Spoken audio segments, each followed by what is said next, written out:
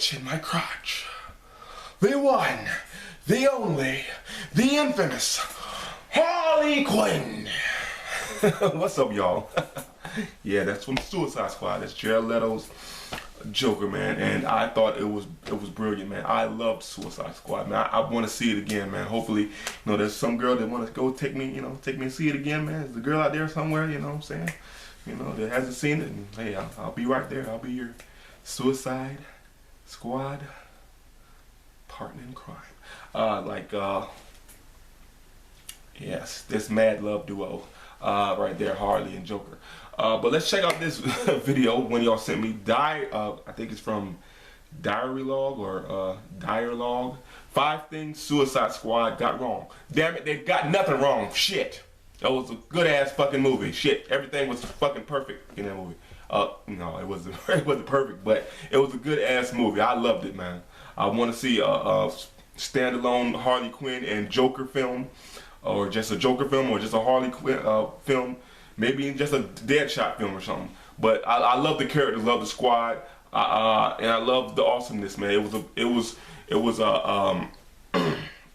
David Ayer's visual masterpiece, man. He put some comic book imagery right on screen for all the comic book fans to enjoy, man. So all the haters and people that said didn't like it and critics and stuff, man. I don't know what, man. Y'all saw, but I saw some brilliant stuff. But okay, it had some flaws, y'all, but I guess we'll check out the flaws in it.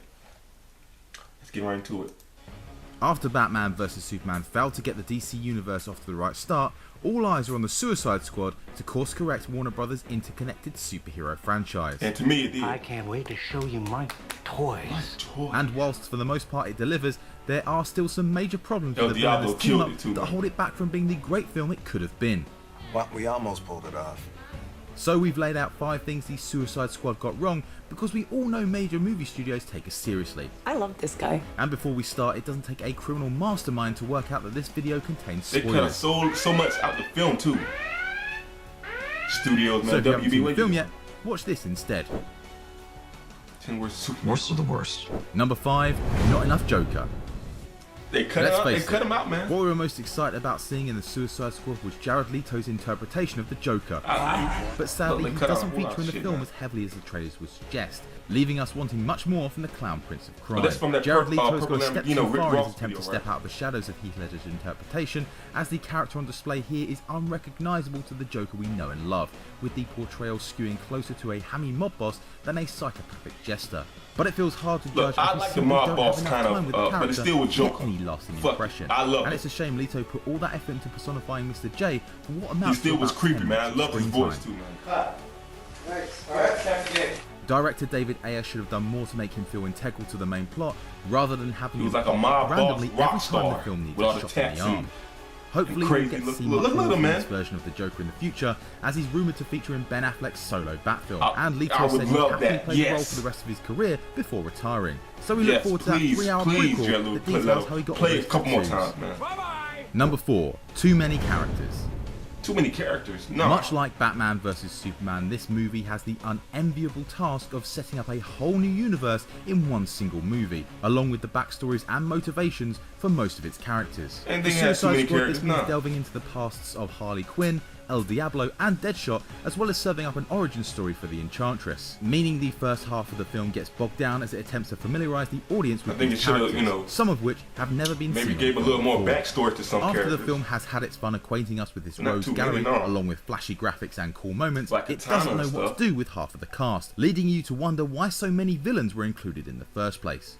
Whilst Killer Croc and Slipknot suffer, Captain Boomerang comes off worst, with Jai Courtney's and maybe should have charisma gave a little bit saving more grace. for everybody And to do, Katana man, that in is a the film. completely That's all unnecessary I say, addition, man. Like Katana barely can saying have more anything scenes killing and and attributing kill nothing Croc to and the stuff. main plot Then people or probably team would like that, dynamic. but It's a wonder I don't Ayer know. didn't pare back the squad Maybe there was some to more allow scenes to like that, focus but more they on the had members to cut a that little do short. I matter. don't know. Let's do something fun. 3. Clunky cameos. Yes, a hallmark of this film universe is quickly becoming DC's insistence in cramming 3 movies worth of plot and characters into one, as it attempts to catch up with Marvel's runaway success. And in a film all about the villains, too much runtime is dedicated to remind you that the heroes are still out there, with clunky cameos from both Batman and The Flash. I need the Flash. friends. Okay. Don't get us wrong, it is cool to see the Dark Knight and Scarlet Speedster before their team up in the Justice League, but these appearances take you out of the moment and make it seem as if you're watching a trailer for their solo outings rather than the movie. He was kind of. You can't blame DC for wanting to remind audiences that these properties are all connected, but simply playing the Justice League trailer before the film could have achieved the same goal. And besides, there's that mid-credit sequence with Ben Affleck that sets up their future films anyway. So you're fast. Number 2, pacing and structure.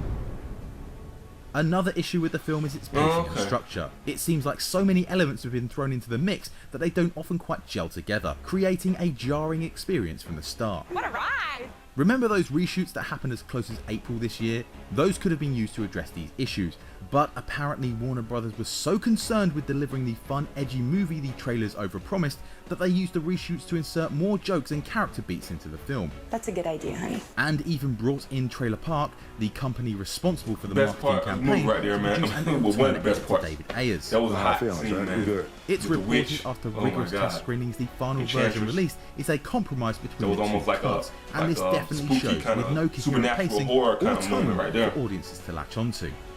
For some bizarre reason, in the first act we get multiple introductions to some of the squad, with the opening focusing on Will Smith and Margot Robbie in Bel Reve prison, which is followed by a scene with Amanda Waller that reiterates who they are and how they were captured, before the film heads back to the prison to show us the very same people. It's a strange choice and smacks of interfering in the edit room. The structure is also a little off, with the team seemingly wandering around Midway City aimlessly from one fight scene to another before they eventually stumble upon the final boss fight.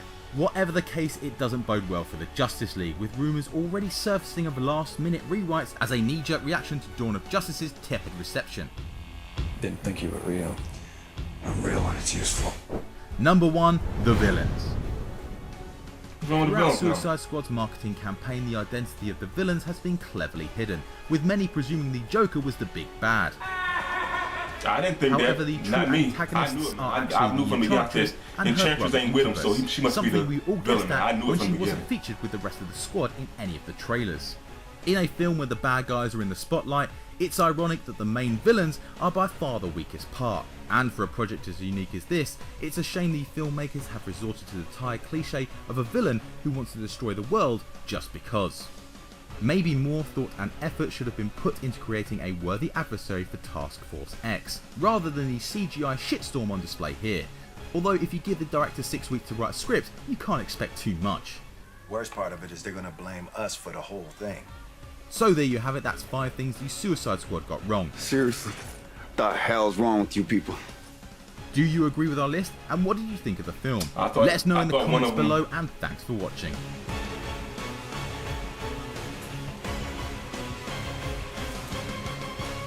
Yeah, I thought one of them would be about the music, man, because a lot of people complain about the music. There's your pep talk. The music, I like the music in some parts. Some parts I thought it was, you know, like they could have chopped it up a little more and made it fit the film a little more. But I was cool with the music, man. I mean, you know, sometimes you need some kind of music to keep energy going and keep the film going and stuff like that. And they could have like chopped it up a little more and made it fit a little more in some scenes. But some scenes I thought was perfect. And just thinking about like different scenes, like I want to see them scenes again, man. I want to go back and see them, like the Joker scene when he had the tattoo mouth smile, laughing on his hand. That was some crazy like visuals, man. Just seeing him doing like that and like. It was crazy. I didn't think about that. I mean, who thinks about that, man? David Ayer, I guess.